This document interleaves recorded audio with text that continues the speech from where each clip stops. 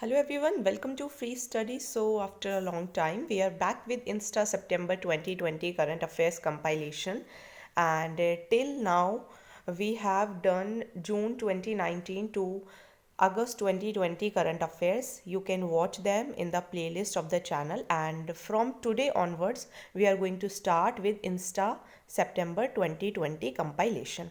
If you are preparing for 2021 prelims, then I think it is on 27 June, so you can prepare for 2 years current affairs compilation also because it will be useful. क्योंकि अगर आपने इस साल भी prelims का exam दिया होगा तो आपने देखा होगा कि जो करंट अफेयर्स हैं वो एक साल से ज़्यादा समय के भी पूछे गए हैं।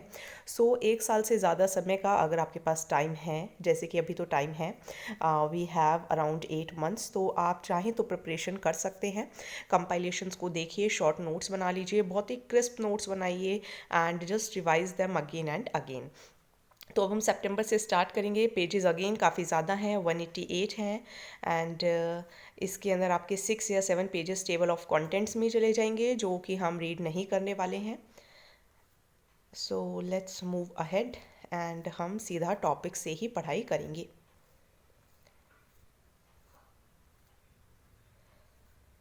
सो GS1 से स्टार्ट करते हैं। Indian culture will cover the salient aspects of art forms, literature and architecture from ancient to modern times. आप चैनल को साथ साथ सब्सक्राइब ज़रूर कर लें, बेल आइकन ज़रूर प्रेस कर लें, एंड कोई डाउट हो तो आप वीडियो के कमेंट सेक्शन में भी छोड़ सकते हैं। तो देखिए, रेयर रेनाती चोला इरा इंस्क्रिप्शन अनआर्थड, तो ये एक रेयर इंस्क्रिप्शन है, मीन्स हमेशा नहीं मिलती इस तरीके की इंस्क्रिप्शन, कभी कभी मिलती हैं, एंड इसको खोदा गया आंध्र प्रदेश के कड़ापा डिस्ट्रिक्ट से। ठीक है, नेम हो सकता है गलत प्रोनाउंस करें, but that's not the issue, तो आप इस प्रोनाउंसिएशन को थोड़ा सा इग्नोर कर सकते हैं। ठीक है, कड़ापा डिस्ट्रिक्ट या वहाँ पे कड़प्पा डिस्ट्रिक्ट बोलते हों, सो वो कोई बड़ी बात नहीं है। नाउ की पॉइंट्स क्या हैं, ध्यान रखिए। ये एक डोलोमाइट, ये आप देख सकते हैं थोड़ा सा डायग्राम के अंदर, ये एक डोलोमाइट स्लैब एंड शेल पर गोदा गया है। ठीक है, इनग्रेव्ड किया गया है, एंड ये आर्किक तेलुगु के अंदर लिखा गया है।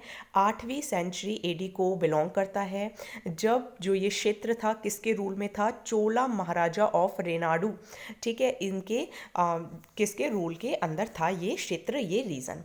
अब इंस्क्रिप्शन जो है वो थोड़ा सा मीन्स हमें बताता है किसके बारे में, कि ये ध्यान रखिएगा, मार्टस और मैटर्स, ये 6 मैटर्स जो गिफ्ट है वो दिया गया था लैंड का किसी पर्सन को। मैटर्स मीन्स एक मेजरिंग यूनिट, जैसे कि जिससे नापा जा सके ना। उसकी जो लास्ट लाइंस हैं, जो इंस्क्रिप्शन की लास्ट लाइंस हैं, वो ये बताती हैं कि उस टाइम पे मॉरलिटी थी। ठीक है, लोगों के अंदर मॉरल वैल्यूज़ थे ना। ये क्या कहते हैं, that it says the people who safe guard this inscription. क्या लिखा हुआ है कि वो कोई भी इंसान जो इस इंस्क्रिप्शन को बचा कर रखेगा आगे आने वाली जनरेशन के लिए, तो उस मीन्स उसने एक ऐसा काम किया है जैसे कि एक अश्वमेध यज्ञ करते हैं, एंड जो इसको डिस्ट्रॉय कर देगा तो वो एक पाप करेगा जिसकी वजह से उसकी डेथ हो जाएगी। तो ऐसा इस इंस्क्रिप्शन के अंदर लिखा हुआ है। ठीक है, ये मैंने लाइंस आपको बता दी हैं। Now who were Renati Cholas, Renati Cholas कौन थे, ये तेलुगु चोलास थे, रेनाडू के, या जिन्हें रेनाती चोलास भी कहते हैं। रेनाडू एक रीजन का नाम है, एक जगह का नाम है, जो कि कुड़प्पा, अभी देखिए ऊपर देखिए क्या स्पेलिंग थी, कड़प्पा, अभी क्या है कुड़प्पा। तो ये जो नेम्स हैं ये थोड़े थोड़े चेंज होते रहते हैं ओवर द टाइम। तो ये प्रेजेंट डे जो कुड़प्पा डिस्ट्रिक्ट है वहाँ पर ये पाया गया है। एंड ये जो रेनाती चोलास थे ये ओरिजिनली तो इंडिपेंडेंट थे, मतलब पहले ये किसी के अंदर काम नहीं करते थे, लेकिन बाद में ये ईस्टर्न चालुक्यास की सुजरानिटी जो थी वो इन्होंने एक्सेप्ट कर ली थी। नाउ इनको एक यूनिक ऑनर है, क्या है कि ये अपने इंस्क्रिप्शंस में कौन सी लैंग्वेज यूज़ कर रहे हैं, तेलुगु लैंग्वेज यूज़ कर रहे हैं। इनकी फैमिली में सबसे जो अर्लीस्ट है वो नंदी वर्मन है, 500 AD, मीन्स जो कि डिसेंडेंट माने जाते हैं, क्लेम करते हैं कि वो डिसेंडेंट हैं किसकी फैमिली के, करिकल एंड कश्यप गोत्र के। ठीक है, तो ये अगेन आपके एंशियंट एंड मेडिएवल इंडिया से आपके रिलेट करते हैं तो अर्ली मिडिवल एंड एंशियंट से, तो इनको आप ज़रूर लर्न करिए, क्योंकि अगर आपने इस बार भी एग्ज़ाम में देखा होगा तो काफ़ी टर्म्स ऐसी ही पूछी जाती हैं, ठीक है। तो ये इंपॉर्टेंट है। एंड डोंट, अभी आप देखिए, अभी जैसे आज मान लीजिए आप पढ़ रहे हैं, तो आज के आज नोट्स मत बनाइए, मेरा तो एक्सपीरियंस यही कहता है।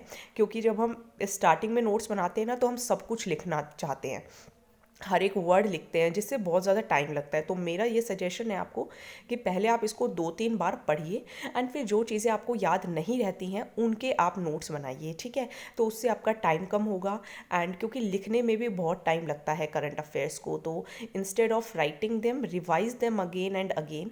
एंड अगर आप चाहें तो इसके जो आई थिंक जो बुकलेट्स हैं वो भी मार्केट में मिल जाती हैं, बट मैं आपको यही सजेस्ट करूँगी कि बुकलेट्स भी मत परचेज़ कीजिए, पीडीएफ से ही डेली आप 20 पेजेस जो है वो रिवाइज़ कीजिए वीडियो सुनने के बाद, एंड 2-3 बारी रिवाइज़ कीजिए। उसके बाद आप देखिए कि जब आप लिखेंगे तो आपका जो मटेरियल होगा लिखने का वो अपने आप ही कम हो जाएगा। एंड अगर आप आज ही फर्स्ट टाइम ही लिखना शुरू कर देंगे तो आप सब कुछ लिखेंगे।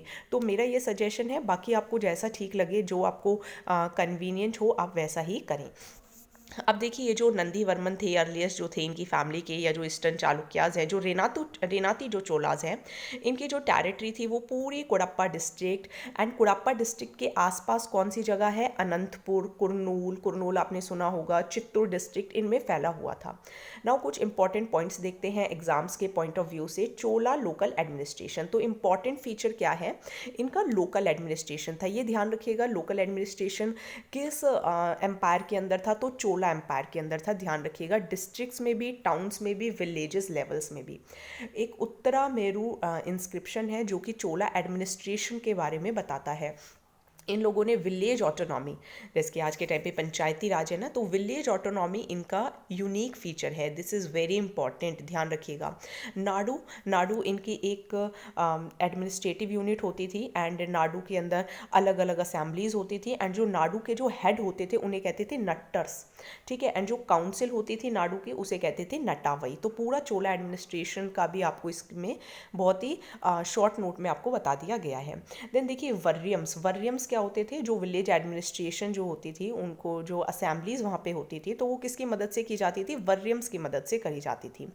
एंड ये जो वर्रियम्स होते थे, ये मेल मेंबर्स होते थे, जो कि वर्रियम्स के मेंबर्स कहलाए जाते थे, ठीक है। आई थिंक क्लियर हो गया होगा।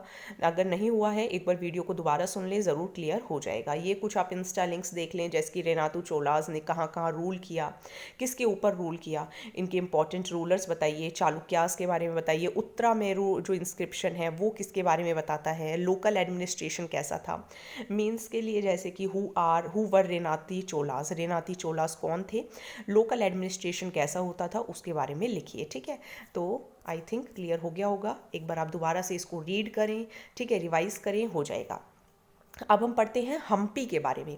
तो हम्पी मिनिस्ट्री ऑफ टूरिज्म, हमने लास्ट ईयर भी पढ़ा था कि जो हम्पी के आसपास जो भी मीन्स जैसे कंस्ट्रक्शन एक्टिविटीज़ हो रही हैं, तो उस पर भी सुप्रीम कोर्ट ने रोक लगा दी थी। तो मिनिस्ट्री ऑफ टूरिज्म ने एक वेबिनार ऑर्गेनाइज किया, जिसका टाइटल क्या था, टाइटल था Hampi, Hampi inspired by the past going into the future and देखो अपना देश वेबिनार सीरीज। क्योंकि देखो अपना देश एक सीरीज़ है, उसके लिए हम्पी जो है उस के अकॉर्डिंग एक वेबिनार ऑर्गेनाइज किया गया। टाइटल ध्यान रखिएगा, हम्पी, ये आप देख सकते हैं, जहाँ आपको रथ देखने को मिलते हैं।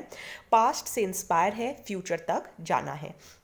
तो देखो अपना देश क्या है, देखो अपना देश जो है वो इंडिया की डाइवर्सिटी को शो करता है अंडर एक भारत श्रेष्ठ भारत प्रोग्राम।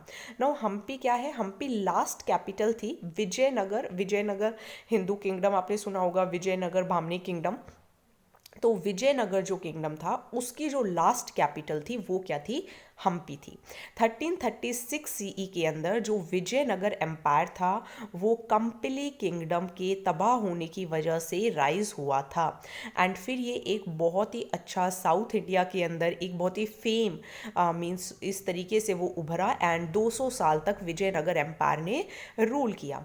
एंड अगर हम 3rd सेंचुरी बीसी के बारे में बात करें तो उस टाइम पे ये कहीं ना कहीं मौर्यन एम्पायर का पार्ट था। कौन सा, विजयनगर। अभी जो हम्पी है वो एक यूनेस्को वर्ल्ड हेरिटेज साइट है। इसका जो नाम है वो ड्राइव हुआ है पंपा से। पंपा क्या था? पंपा जो है वो पुराना नाम है, ओल्ड नेम है तुंगभद्रा रिवर का, जिसके बैंक्स पर, मीन्स रिवर के बैंक्स बोलते हैं ना, उस पर ये सिटी क्या है, बनी हुई है। नाउ ये जो सिटी है, ये जो साइट है, हम्पी जो साइट है, वो मल्टी रिलीजियस, मल्टी एथनिक है, एंड इसके अंदर हिंदू मॉन्यूमेंट्स, जैन मॉन्यूमेंट्स सब बने हुए हैं। आर्किटेक्चर का बात करें तो यूनेस्को ने इसको कहा है कि ये एक ऑस्टेरे ग्रैंडियोजे साइट है, जहाँ पर 1600 से भी ज़्यादा रिमेन्स हैं हिंदू किंगडम के साउथ इंडिया के अंदर। ये जो बिल्डिंग है ये south Indian Hindu arts architecture को फॉलो करती है। अगर हम एहोल पट्टाडकल स्टाइल्स को देखें, एंड वहाँ से ये बिलोंग करती है। लेकिन जो हम्पी बिल्डर्स थे वो मीन्स साउथ इंडिया के अंदर एहोल पट्टाडकल स्टाइल्स को फॉलो किया जाता था, लेकिन जो हम्पी के बिल्डर्स थे उन्होंने इंडो इस्लामिक आर्किटेक्चर का भी यूज़ किया है। लोटस महल के अंदर, पब्लिक बाथ के अंदर, एलिफेंट स्टेबल्स के अंदर, ठीक है।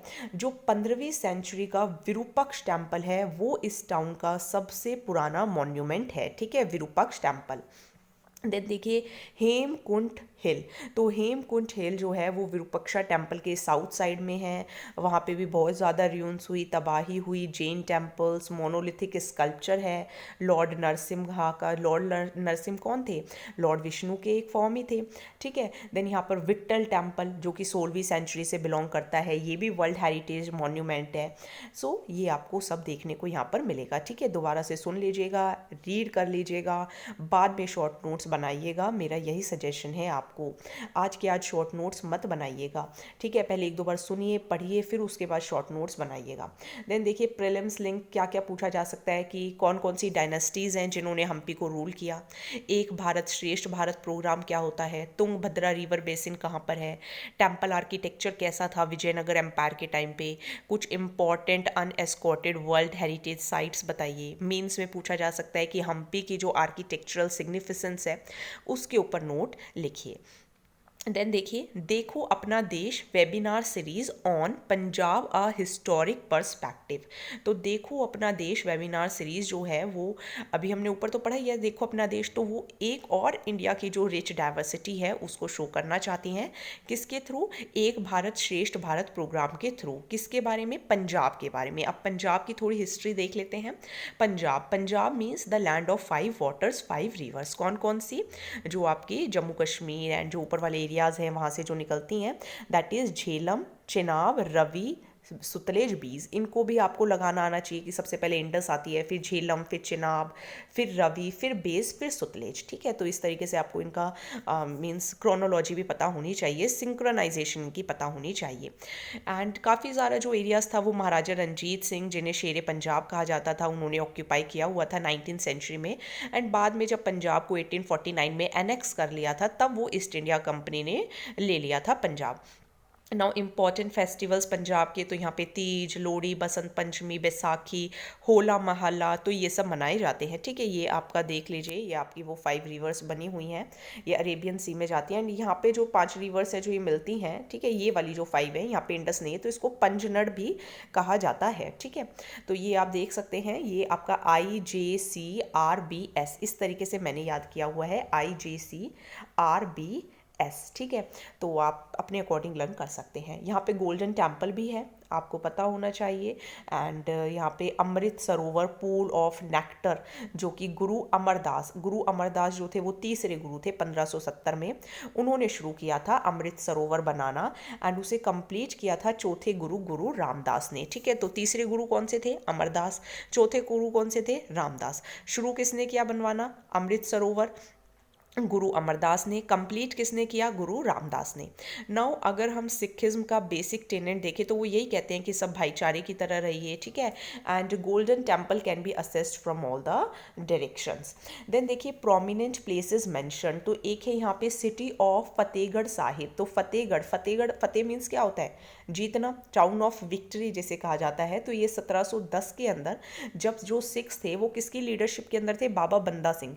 ये आप स्पेक्ट्रम के बुक के अंदर पढ़ सकते हैं किस तरीके से बाबा जो बंदा सिंह बहादुर हैं उन्होंने किस तरीके से एरिया को कॉन्कर किया एंड मुगल फौज को हराया। जो बंदा सिंह बहादुर थे उन्होंने अनाउंस किया कि अब सिटी के अंदर सिख रूल चलेगा एंड मुगल रूल नहीं चलेगा, जिसकी वजह से कहीं ना कहीं इनजस्टिस एंड टेरर भी फैला था। देन आपको यहाँ पे एक देखने को मिलेगा विरासत ए खालसा म्यूजियम, जो कि एक आर्किटेक्चर मार्वल है एंड 550 ईयर्स कल्चर ट्रेडिशन को शो करता है पंजाब के सिखिज्म के। एंड यहाँ पर एक पार्टीशन म्यूजियम भी है, पार्टीशन म्यूजियम जो वर्ल्ड का पहला म्यूजियम था ह्यूमन माइग्रेशन के लिए। ठीक है, अब इसके दोबारा से आप थोड़े प्रीलिम्स लिंक देखिए कि पंजाब को लैंड ऑफ 5 वाटर्स क्यों कहा जाता है, शेर पंजाब कौन थे, पंजाब को कब एनेक्स किया, अभी हमने किया 1849 में, लोहड़ी का क्या सिग्निफिकेंस है। ठीक है, तो इनकी जो फेस्टिवल्स के सिग्निफिकेंस है वो आप नितिन सिंघानिया से पढ़ सकते हैं। अमृत सरोवर किसने बनाया था, ठीक है, आपने अभी हमने पढ़ा था। ठीक है, रामदास ने उनको कंप्लीट करवाया था। शुरू किसने करवाया था, ठीक है, अमरदास ने करवाया था। तो इस तरीके से आपको करना है। हु वॉज मियाँ मीर, तो ये आपको देखने को मिलेंगे स्पेक्ट्रम की बुक में। किस सिटी को टाउन ऑफ विक्ट्री कहा जाता है, तो अभी मैंने आपको बताया फतेहगढ़ को। एंड मीन्स में पूछा जा सकता है कि कल्चरल सिग्निफिकेंस क्या है गोल्डन टेम्पल का। तो साथ साथ में इस बार हम प्रीलिम्स लिंक मेंस लिंक के क्वेश्चंस पढ़ते हुए चलेंगे ताकि हमें एक्चुअली एटलीस्ट क्वेश्चंस तो पता चलें कि किस तरीके के क्वेश्चंस पूछे जा सकते हैं। आंसर्स भी लिखेंगे, लेकिन पहले एक बार थोड़ा सा देख लीजिए एंड जो काफ़ी टाइम से प्रिपेयर कर रहे हूँ वो थोड़ा सा इसको इग्नोर कर सकते हैं। अब देखिए, हु वॉज सुब्रमण्य भारतीय, तो ये हमने लास्ट टाइम भी किया था। इनका जन्म मैंने आपको बताया था कि इनका जो जन्म है वो मेरी जो बेटी है उनके ही डेट ऑफ बर्थ से मैच करता है, 11 दिसंबर से, मैंने लास्ट ईयर आपको बताया था। तो सी सुब्रमण्य भारती, इनका जन्म हुआ था 11 दिसंबर 1882 में, 1882 में तमिलनाडु के तिरुनलवेली डिस्ट्रिक्ट के कौन से गांव में, इतयापुरम विलेज के अंदर। That is not important. ये पोइट थे, फ्रीडम फाइटर थे, एक सोशल रिफॉर्मर थे। इनको महाकवि भारतीयार भी कहा जाता था। इन्होंने सॉन्ग लिखे नेशनलिज्म पे, इंडिया की फ्रीडम पर, जिसकी वजह से लोगों को हेल्प मिली एक इंडिपेंडेंस मूवमेंट चलाने के लिए इन तमिलनाडु। इनके कुछ लिटरेरी वर्क्स ध्यान रखिए सेम है जो हमने लास्ट ईयर भी पढ़े थे, जैसे कन्नन पट्टू, ठीक है, नीलावम वमीनम कत्रुम, पंचली सबातम एंड कुयल पट्टू। ठीक है, ये हमने लास्ट ईयर भी पढ़ा था। नाउ इनका एक सुदेशा गीतांजलि ध्यान रखिएगा 1908 में लिखा हुआ है। ठीक है, ये भी अगेन आपको सुदेशा गीतांजलि जो है सुब्रमण्य भारती ने लिखा है, ये आपको स्पेक्ट्रम की बुक के अंदर देखने को मिल जाएगा। मिड 1908 में इन्होंने जो ग्रंथरथम है वो भी लिखा था। एंड 1949 में ये पहले पोइट थे जिनके जो वर्क थे उन्हें नेशनलाइज किया था स्टेट गवर्नमेंट ने भी। ठीक है, after independence. Now as a social reformer इन्होंने क्या किया, तो ये कास्ट सिस्टम के खिलाफ थे। ये नहीं चाहते थे कि लोग जो है वो ऊंची जाति नीची जाति के बारे में बात करें। ये कहते थे कि सिर्फ 2 ही कास्ट होती है, मैन और विमेन, एंड उसके अलावा कुछ भी नहीं। एंड इन्होंने खुद जो अपने हाथ से जो धागा था, पवित्र धागा जिसको बोलते हैं हम सब, तो उसको रिमूव कर दिया था। एंड कहा कि अगर कोई ऐसे शास्त्र हैं जो कि विमेन को मीन्स डेटोरिएट करते हैं तो वो ठीक नहीं है।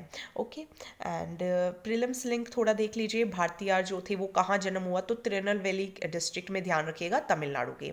एंड चाहे तो ये भी ध्यान रख लीजिए इत्यापुरम विलेज के अंदर हुआ है। लिटरेरी वर्क्स ध्यान रखिए, कनन पट्टू हो गया आपका, नीलावम वनमिनम कत्रुम हो गया, पंचली सबातम हो गया, एंड आपका क्वेली पट्टू हो गया। उन्होंने सोशल रिफॉर्म्स के लिए क्या काम किया, तो कास्ट सिस्टम के खिलाफ थे, एंड इन्होंने शास्त्रा को भी कंडेम्ड किया है। मेंस लिंक में पूछा जा सकता है हु वॉज सुब्रमण्य भारतीय एंड उनके क्या व्यूज थे कास्ट सिस्टम को लेके, तो मैन एंड विमेन ही 2 कास्ट है, उसके अलावा कुछ नहीं। एंड उन्होंने खुद भी अपना सेकंड थ्रेड क्या कर दिया था, रिमूव कर दिया था। ओके, सो नेक्स्ट करेंगे इन न्यूज़ ध्रुपद। तो ध्रुपद भी हमने लास्ट टाइम भी किया था। तो ध्रुपद जो है वो हिंदुस्तानी क्लासिकल म्यूजिक, ठीक है, आपने ये आप पढ़ सकते हैं नितिन सिंघानिया के अंदर। तो हिंदुस्तानी क्लासिकल म्यूजिक का ये एंशियंट स्टाइल होता है ध्रुपद, जो कि आज भी चल रहा है। एंड ये स्पिरिचुअल है।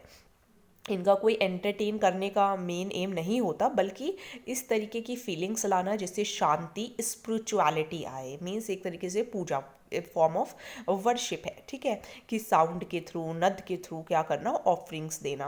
एंड ध्रुपद जो था वो पहले सिर्फ टेम्पल्स के अंदर गाया जाता था, एंड जो सिंगर होता था वो लॉर्ड के सामने बैठते थे एंड फिर गाना गाते थे।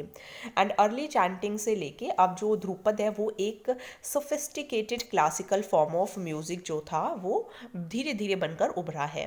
नाउ ये क्या कहते हैं, इनके जो मेन करेक्टरिस्टिक्स है वो यही है कि प्योरिटी रखनी है राग के अंदर। जो लैंग्वेज है वो संस्कृत से लेके अब ब्रिज भाषा तक हो चुकी है 12वीं सेंचुरी से 16 सेंचुरी तक। अगर इसके जेनेसिस के बारे में बात करें तो ये एक डिवोशनल म्यूज़िक है, जिसका अगर हम ओरिजिन देखना चाहें तो आपको सामवेद से देखने के लिए मिल सकता है, क्योंकि Samaveda is related to music. Now Samaveda के अंदर जो है, सामवेद के अंदर क्या होता है, सामवेद के अंदर मंत्र वगैरह जो होते हैं वो बोले जाते हैं। एंड जो मीन्स इस तरीके से छंद हो गए, प्रबंध हो गए, तो ये सब बोले जाते हैं। ध्रुपद मिडिएवल टाइम्स के अंदर, नाउ मिडिएवल इंडिया के अंदर जो ध्रुपद था वो मुगल राजपूत किंग्स वो भी इनको फॉलो करते थे, लेकिन later it decline with the shift of interest in khayal. जब धीरे धीरे लोगों का इंटरेस्ट किस में शिफ्ट हो गया, ख्याल में शिफ्ट हो गया, तो ये थोड़ा थोड़ा डिक्लाइन होने लग गया।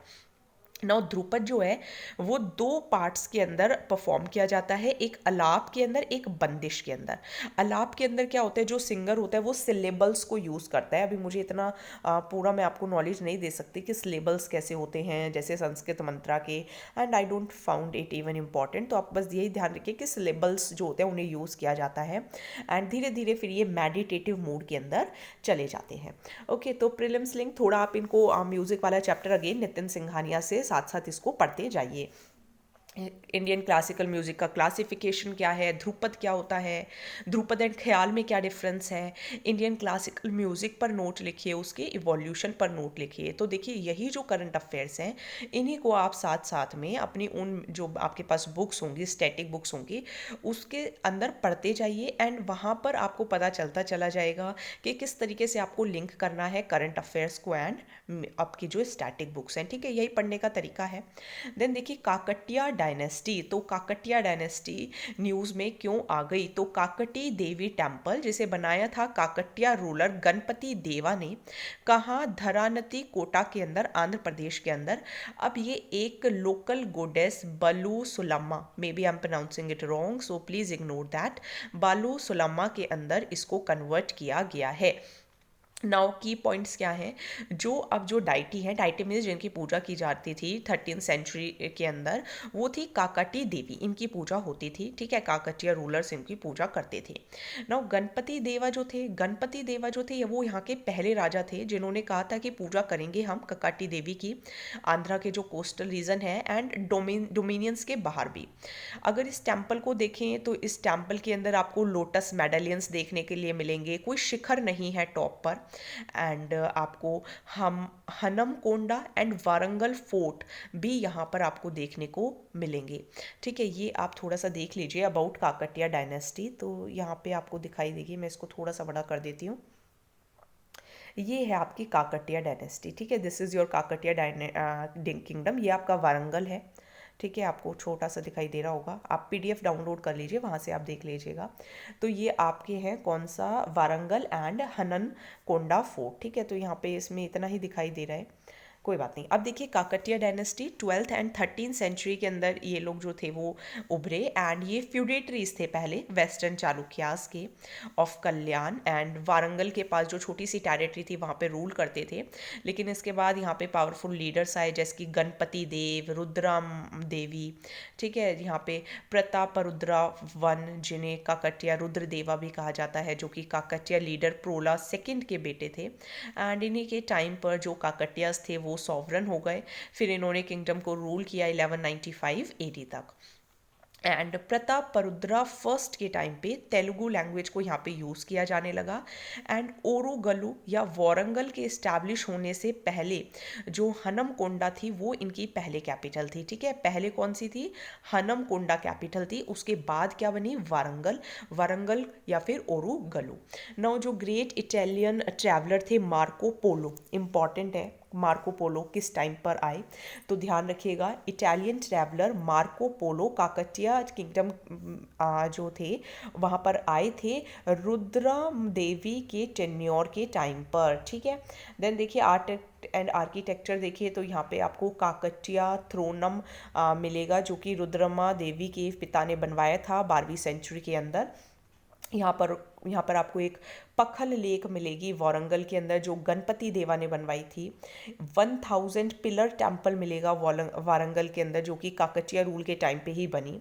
कोहिनूर डायमंड आपको जो कि आज ब्रिटिश काउंट के जो ज्वेल है उसके अंदर जो लगा हुआ है, वो यहीं पर ही पहले काकटिया डायनेस्टी का ही हुआ करता था, वो माइन किया गया था, मीन्स ज़मीन से निकाला गया था, माइंड किया गया था।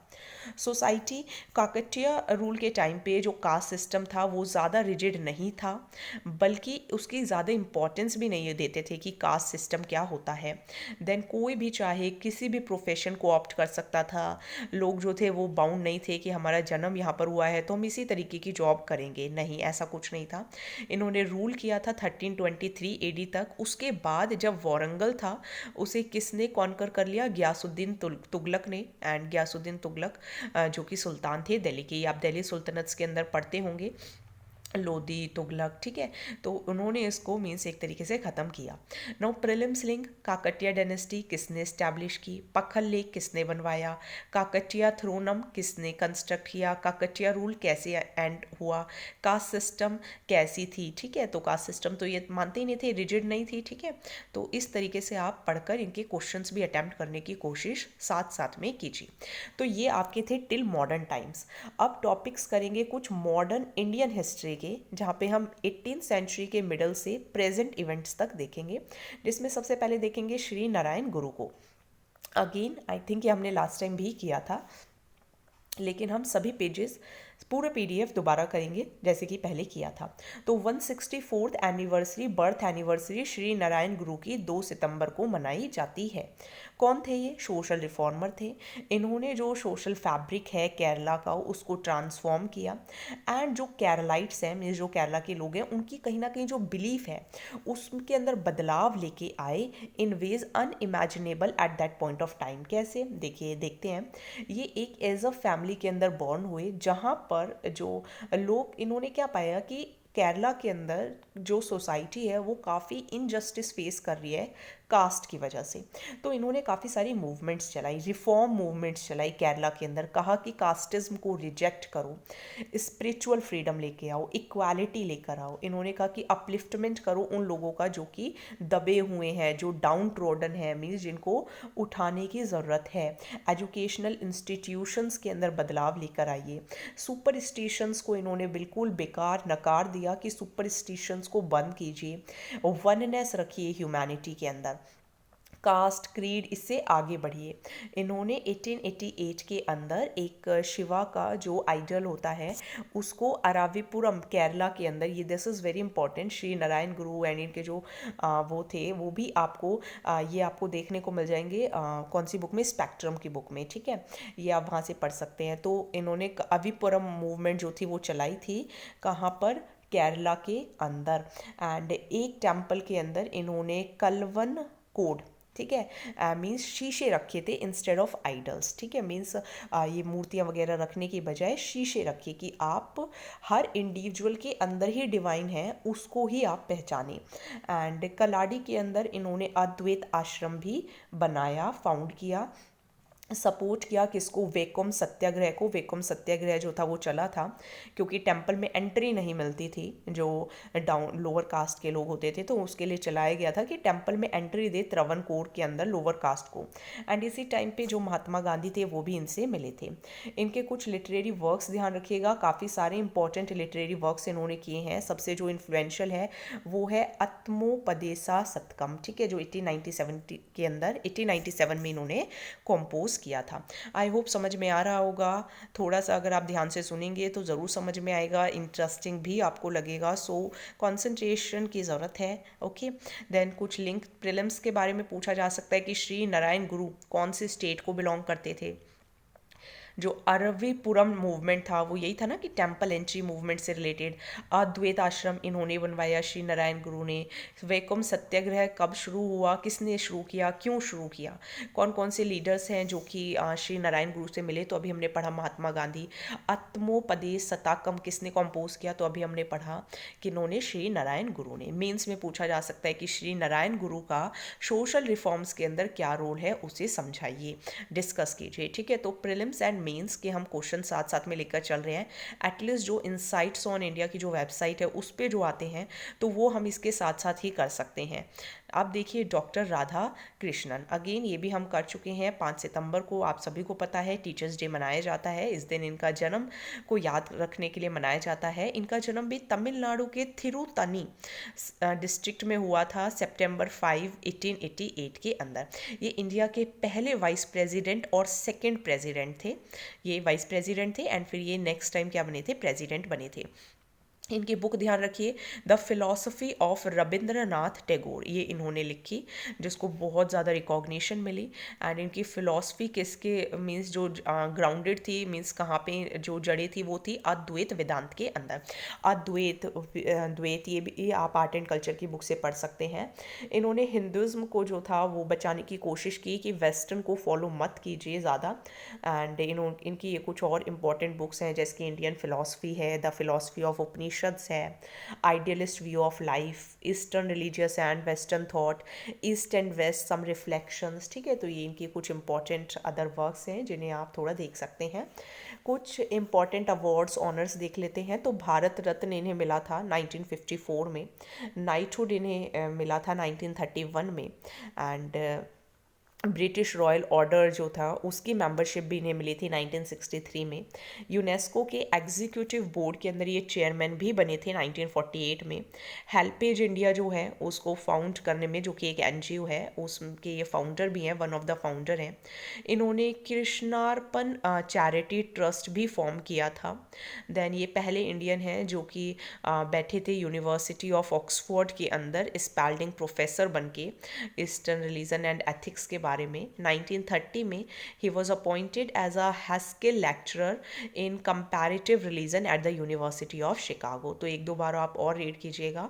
ठीक है, ये कुछ इनके इंपॉर्टेंट वर्क्स हैं, क्योंकि ये नहीं पूछा जाएगा कि किसके लिए हम टीचर्स डे सेलिब्रेट करते हैं। ठीक है, सेलिब्रेशन वो सबको पता है, पूछा यही जाएगा जो सबको नहीं पता होता कि ये किसने, कौन हैस्किल लेक्चरर बना था, कौन यूनिवर्सिटी ऑफ ऑक्सफोर्ड के अंदर फर्स्ट टाइम चेयर हेल्ड की थी। ठीक है, किसने हेल्पेज इंडिया फाउंड किया है, कौन कृष्णार्पण चैरिटी ट्रस्ट फाउंड किया है। ठीक है, तो इस तरीके के क्वेश्चन पूछे जाते हैं। सबसे पहले टीचर्स डे कब एंड क्यों मनाया जाता है, कौन कौन से ऑफिसेज, अगेन देखिए क्वेश्चन आ गया, डॉक्टर राधा कृष्णन ने हेल्ड किए, कौन कौन से इन्हें अवार्ड्स एंड ऑनर्स मिले हुए हैं। इनकी फ़िलॉसफी अभी मैंने आपको बताया अद्वैत वेदांत फॉलो करते हैं। इनके कुछ लिटरेरी वर्क्स हो गए, कौन कौन से मूवमेंट्स के अंदर ये इन्वॉल्व थे, अद्वैत वेदांत क्या होते हैं। अभी देखिए आपने वीडियो अगर अभी तक सुन ली है, ये क्वेश्चंस के आंसर्स आपको नहीं पता है तो पहले आप पूरा वीडियो देखें, फिर पीडीएफ के अंदर इन आंसर्स को करने की कोशिश करें। ठीक है, यही तरीका है पढ़ने का। मेंस लिंक के अंदर अद्वैत प्रिंसिपल क्या होता है ये आप आर्ट एंड कल्चर की बुक से पढ़ सकते हैं। एथिकल एस्पेक्ट्स बताइए अद्वैत के। देन देखिए Moplah writers not freedom fighters report. तो एक directory of martyrs book means publish की गई, किसने पब्लिश किया है, यूनियन मिनिस्ट्री ऑफ कल्चर ने, किसके साथ मिलकर, Indian council of historical researcher Variyan Kunnath Kunhamed Haji and Ali Musliyar के साथ मिलकर, जो कि मीन्स इनके साथ सॉरी मैंने गलत बोल दिया, यूनियन मिनिस्ट्री ऑफ कल्चर ने Indian council of historical culture के साथ मिलकर एक पब्लिश किया है। क्या पब्लिश किया है, डायरेक्टरी ऑफ मार्टर्स, जिसके अंदर क्या कहा गया है कि जो वरियन कुनत कुनामद हाजी एंड जो अली मुस्लियार थे, मीन्स जो मोपला जो मालाबार के अंदर जो हुआ था, जो उसके चीफ आर्किटेक्ट्स थे, वो डीम टू बी मार्टियर्स। ये बुक 2019 में पब्लिश की गई थी। लेकिन एक रिपोर्ट ICHR कमेटी ने दी कि जो 387 जो मोपला राइटर्स थे एंड मीन जो दंगे थे, जिनके अंदर नेम्स इंक्लूडेड थे अली मुस्लियार का एंड वर्यम कुनत अहमद हाजी के, तो ये इनके जो नेम्स हैं इनको रिमूव कर देना चाहिए।